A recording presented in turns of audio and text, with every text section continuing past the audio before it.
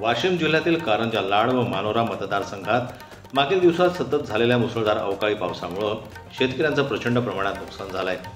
शेतातील भुईमूग, तीळ, फळबाग जमीनदोस्त झाला, तर शेतमालाचं विशेषतः भुईमूग व इतर उन्हाळी पिकांचं नुकसान झालंय। परिणामी भूमिपुत्र हा त्रस्त आणि हवालदिल झाल्याचं चित्र आहे। त्यामुळे शेतकरी राजा अडचणीत आलाय। कारंजा, लाड, मानोरा मतदारसंघाच्या आमदार सईताई डहाके यांनी नुकसानग्रस्त झालेल्या शेतकऱ्याच्या शेतबंधावर जाऊन शेतीची, पिकांची आणि झालेल्या नुकसानीची पाहणी केली। त्याचप्रमाणे महसूल विभागाला तत्काळ पाहणी करून पंचनामे करण्याचे आदेश दिले। एकही नुकसानग्रस्त शेतकऱ्यावर अन्याय होणार नाही, शिवाय भरघोस मदत मिळवून देणार असल्याचं आमदारांनी शेतकऱ्यांना आश्वासन दिलंय। महायुती सरकार हे शेतकऱ्यांप्रती संवेदनशील आहे।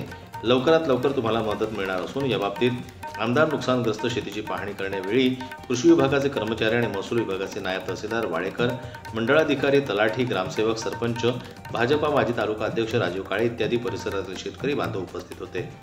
जनमत लाईव्ह न्यूज करता वाशिमहून ज्ञानेश्वर वरगट यांची रिपोर्ट।